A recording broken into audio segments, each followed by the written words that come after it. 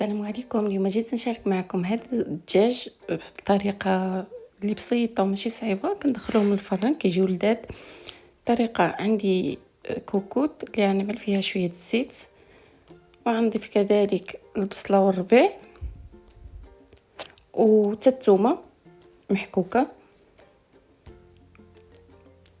وغنضيف الدجاج ديالي. كل واحد يستعمل الكميه اللي عادي يحتاج. احنا ماشي بزاف بينا في الدار، غير جوج، يعني هذه الكميه اللي عملت.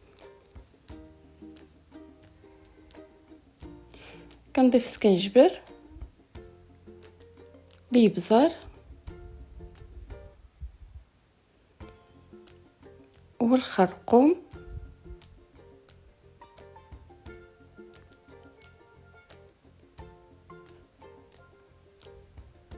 وغنضيف كذلك الملح ومغرفه ديال السمن كيعطيهم واحد اللذه مزيونه بزاف. مع التحريك كنبقى نحرك حتى كيتعرقوا لي مزيان.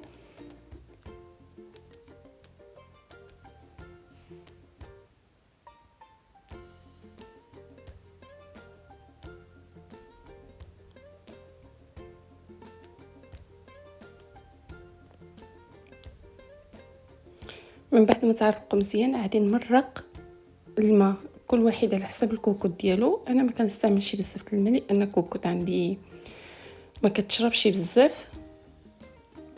نشد عليهم، نخليهم واحد ربع ساعه حتى 20 دقيقه كيطيبوا. غنجبدهم نعملهم في هاد الطاوه هذه اللي عادي ندخل فيها هاد المول اللي غندخل فيه الفران.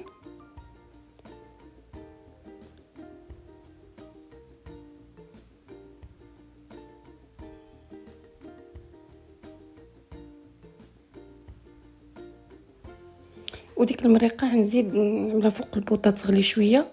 عادي كنعمل عادي نعملها في المول.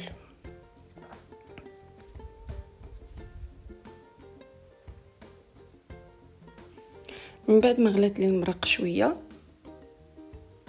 غادي نزيدها في المول ديالي، وما نعملش بزاف، ما نعملش كميه بزاف، غير شويه وصافي. وغادي ندخلها للفران تحمر. وهذا هو الشكل النهائي.